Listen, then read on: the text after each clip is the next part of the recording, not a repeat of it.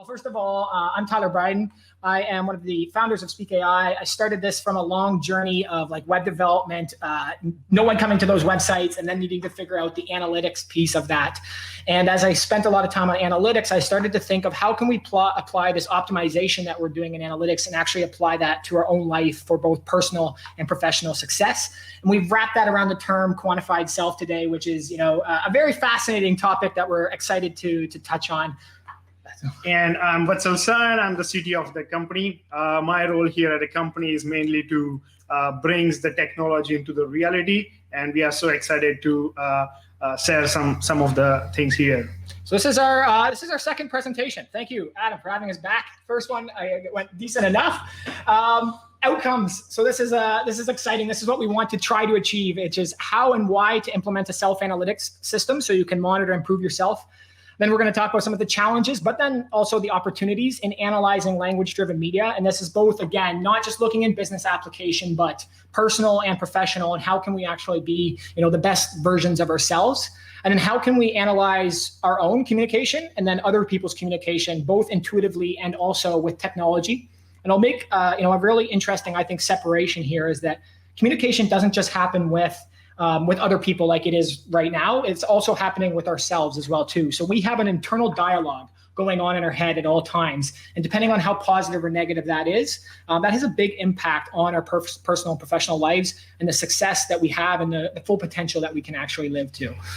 So I guess just to start it off, a little definition, what the quantified self is. I had a picture of Steve Mann, who is like a Toronto legend.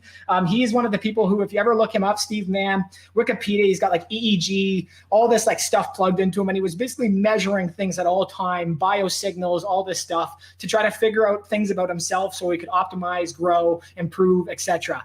And this really, not just him, but a whole community and all this technology actually sparked from this. And really the core idea being like self-knowledge through numbers. How can we take technology and then the quantitative methods in science and business and actually apply them to our own personal lives, and then also in business applications as well? A ton of wearable data, a lot of stuff going on there, and we're only going to sort of continue to see that increase. Biohacking, a couple other terms, life logging, personal informatics are a couple other terms. First of all, I think the important part that was just talked about in the last discussion was like the ethical components of AI. So, as people try to measure more things in their life, there are also sort of compromises or sacrifices that are actually coming from this. So something to keep in mind as I go through this presentation, and then we're just keeping in mind in general as we sort of see this emergence and acceleration of technology. But, to actually get this done, what does it look like? A successful analytic system, I know there are some people in the crowd who may think this is a little bit redundant, but these are a couple core components that we see, especially if you're trying to optimize your own life. So ability to capture data, you need to gather enough of it. You need to have clean data, tools and techniques to actually analyze that information. One of the things that we've considered and found very, very important is like relevant metadata within that. So location, time, and more. If you have a bunch of emails that you're trying to analyze, but you have no timestamps or dates or anyone who communicated that, all of a sudden, all these insights are actually lost. So something really important.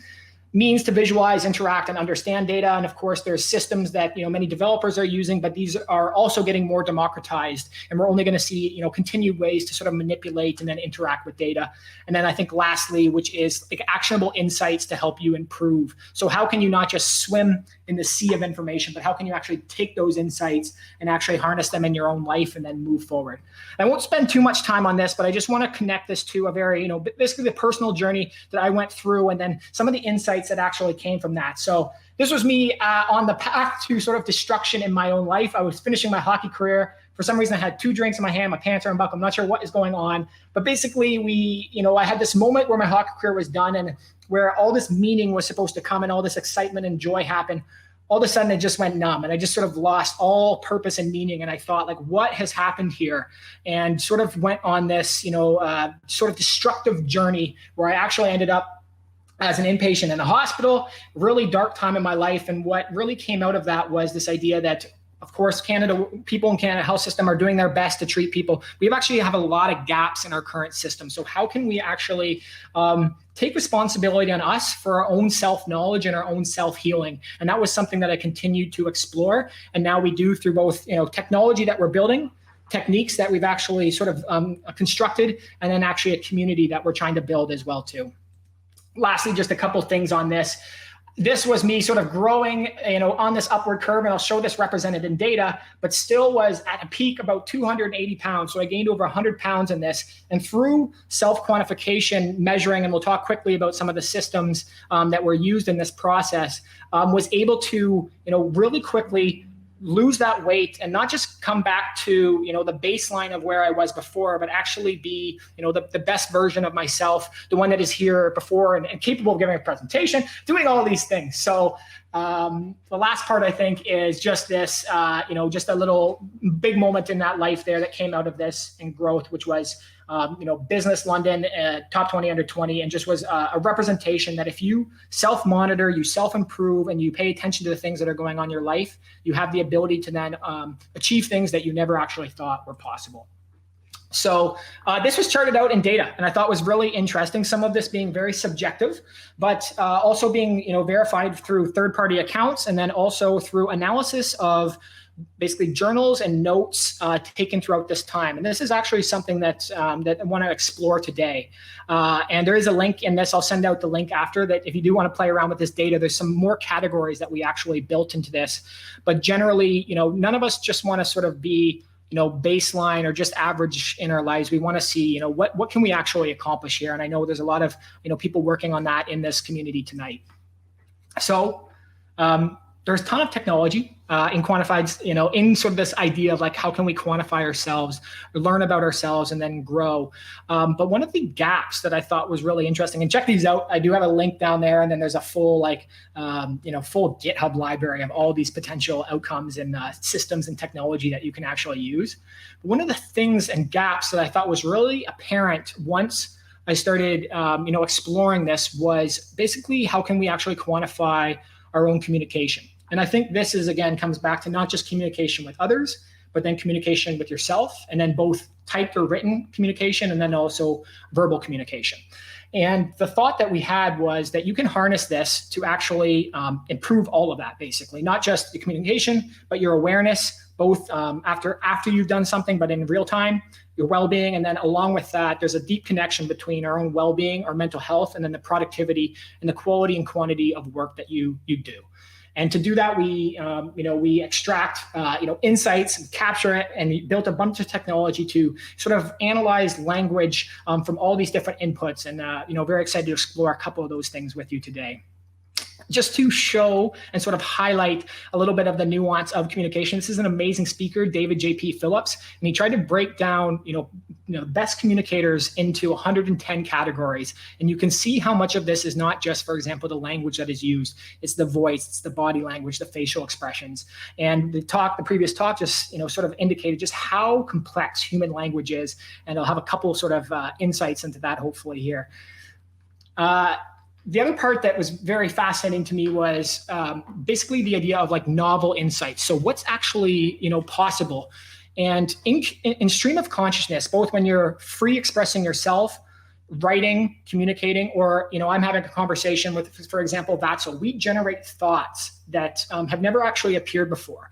And either we can harness that thought and capture it, or, for example, that could mist off into the ethereal. But these things reveal, insights about ourselves that if captured and then analyzed in the proper ways can actually give us deep abilities to move forward in our life, both personally and professionally. There are some deep challenges with this process though. And this is something that we're coming across. There are also a ton of opportunities here, but just to share and put a little bit of that, that hype curve that we saw. Not everyone, first of all, is recording written audio and video notes. A lot of people are still writing pen and paper. There's just too much information actually being generated. And now we see more with virtual conferences like this where it's being captured and recorded, but IBM is still seeing like 93% of data is dark data. And they're looking at this in a professional context, but it also has deep relevance in a personal context and what we actually know about ourselves, and then how we can actually use that information. And then generally, as we explore audio analysis, transcription, video analysis, especially breaking things down frame by frame, the processing cost, the storage cost can get, pretty expensive. And then lastly, I think is Self-quantification and understanding yourself better through numbers and measurement is great, but not a lot of us actually enjoy manually submitting data in. So if you're using MyFitnessPal, it can get boring pretty quickly. Gives you fantastic insights into yourself, but what we're trying to ask ourselves is how can we turn unstructured data into structured data that is actually valuable in both our personal and professional lives? So a couple of ways that we are trying to tackle this, and any of you who are trying to build out these pipelines to do this, might think of, like, we've built a couple ways to input from different channels and then automatically do it, because many of us don't want to do things manually, and that's okay. So things like Zapier, where we can plug into all these different applications. We built an audio and video recorder that you can share across the web, and anyone can capture that information and then start the analysis. One of the things we were really excited about was an Evernote import, where you could take your entire library from when you've ever written on Evernote, automatically port it into the system, and then analyze it right away. So some really powerful systems that can be built in on bulk input, and then sort of passively sitting there and actually collecting valuable insights as well too, whether emails, a Google Chrome extension, and more.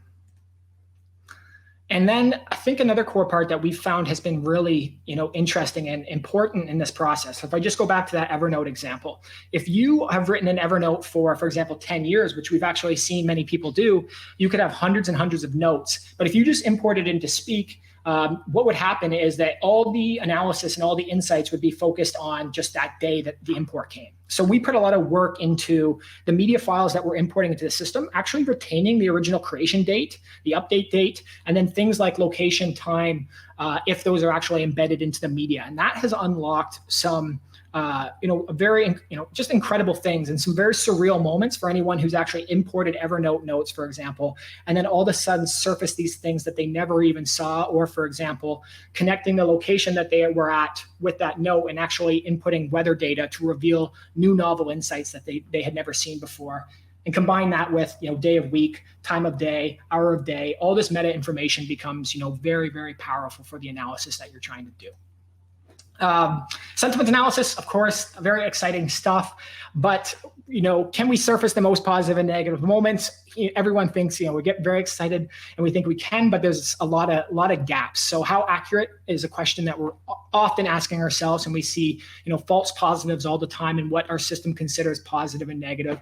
What I found, deeply fascinating as we've delved deeper into this is delusional. Like, people are delusional. We self-censor ourselves. We're unsure, and something that we are sure of in the moment we can communicate, and a day later, not even an hour later, that can be completely changed. So we're not necessarily capable of measuring positive sentiment or negative sentiment or even emotion at that level. It's only what people are communicating in that instance, and that brings a whole slew of challenges and ideas and things to actually think about. And then just lastly, that range. We've got some people talking about Toronto versus Drake the rapper, BC, all these different things. Our vocabulary that we use shifts dramatically, and we see that even in how we, for example, express emotion. So depending even on your vocabulary level, you might not even have nuanced words that you will use, for example, to describe joy. All of these are slightly different variations of joy, but you might just use the word happy. And so there's a limited nuance that can actually be communicated based on your own language, based on your own vocabulary, and all these other things that have context in how we actually communicate how we feel. Another one that this one I find deeply fascinating, and thanks to Vatsul. Vatsul he's over here. He's watching. He's making sure everything is okay. But basically, what we're trying to figure out is when you're writing and you're putting all this stuff in, or when you're communicating in conversations, there's all these entities, all these things that matter that actually pop up. And many of us have used or seen named entity recognition. So people, food, locations, number, brands, all these things.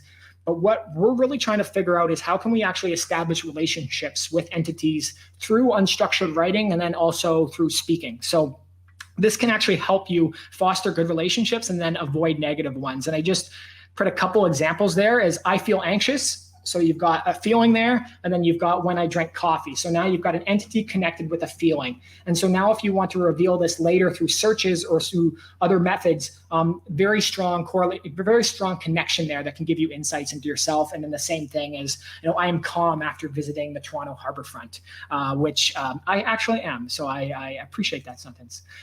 And one of the last parts here is just like, we can't just bucket, for example, one note or one video or one audio file into just a silo. What happens when you actually aggregate that data, for example, into a personalized dashboard? And where we've spent a lot of time is actually seamlessly trying to connect audio, video, and text to then surface these insights that people have never actually seen before and that we haven't really been capable of doing, and generates opportunities for comparison and improvement. And then especially with that metadata and the dimension of time, it allows us to do some amazing insights into what's approving, what's not approving. And I'll show a couple examples of that. And again, this idea of we can actually use this information to optimize over time. Just a couple examples, filler words. I just did one. I said, I did it. So these are a couple categories that depending on what you're actually trying to improve, you can actually use with Speak or with other systems that are analyzing language like this to automatically grab, sort of track, and then start to compare over dashboards. Some really interesting ones there, just in terms of time, and then also to connect it back to our own sort of personal lives. One of the ones that we often see is negative self-talk, and then how can we actually, frame that into positive self-talk. And so some of the work we're doing is taking these sentences, building intents around them, and helping people track their own negative self-talk, and then see if they can actually shift that to positive talk, and they can actually measure the improvements over time. And so just trying to make it a little less abstract for some of the insights that are actually possible here. And then just some final examples on this is just like, think and believe versus no. Think and believe are very different than someone saying no. A lot of people using the word feel and what that actually means. And we're seeing, for example, people when they're angry often communicate in the present tense, where when people are sad and depressed, communicate in the past and in the future tense. And then one that has really stuck out as we've sort of sifted through some data has been like need versus want. So people say they need things all the time, but it's not actually a need. It's more of a want. And now knowing that, you can put a little more emphasis on the words that you're choosing and only really highlight the things that you actually need. And then finally, persuasive words. Are you using persuasive words, or are people using persuasive words on you? These are really powerful things for us to know. And I'm just a couple more slides here, but one of the things is that we are really now starting to explore, and which we believe is really important, is what is the objective measurement that we're actually optimizing around? And I just used an example here. I'm actually tracking my mood through a mood scale that is objective, and it lays out the descriptions of what each stage of that from 1 to 100 is. And by laying that out, now we can run analysis on the language to pull out a lot more correlation and insights than we were before, when we were just trying to pop up things automatically and hope that they actually resonated. And just the idea of people are tracking different things in their lives. Some might track sales, some might track code commits, some might do productivity in terms of hours worked. One of the questions that we have right now is how can we actually add these objective measures to our systems in an intuitive way? And then finding what matters is a big one. So as we get more people emerge and start using our system, we're starting to get people ask for very different things. And that's something that we're starting to spend a lot of time on is, okay, how can we shorten the time for someone asking for someone to actually find it? And then what are the core fundamental things that people want to find? So just a couple examples are, mentions of numbers, pricing, questions, needs, wants. These things are, core parts of human communication that all of us actually deeply care about. And how can we automatically surface that is something that we're deeply exploring. And I'll show you what that is starting to look like. Tim might be in the audience right now. I apologize. We put this slide up. He'll be mad at me that we showed it because it's still a little, rudimentary in our development. But instead of having people search and spend all the time trying to search, we're actually trying to show up cards and then give people the ability to sort of pick the things that they care about and automatically throw that into their dashboard so they can have like a high level view of their life, with the idea of, when I wake up in the morning, what do I need to know? And that's some of the approach that we're actually taking, and a couple questions that we're actually getting asked. People don't want to search. They want to know when they're most productive. They want to know, why am I stressed? It just comes to an idea when you're there, and then you want to find that information as quickly as possible. And then lastly, on that side is like, how can we do this? Not just uploading a video after or audio after or text after? How can we actually do this in real time? So real-time analysis is now possible with the systems that we have. We've heard some stuff about 5G, all very exciting things. But how can you course correct in the moment with contextual information, with triggers and information, whether in sales calls, whether you're in a personal conversation, or whether you're just writing and you start to see a little track that maybe you're not in the best mood? How can you harness that information? How can you get a notification or a trigger to help you course correct in real time?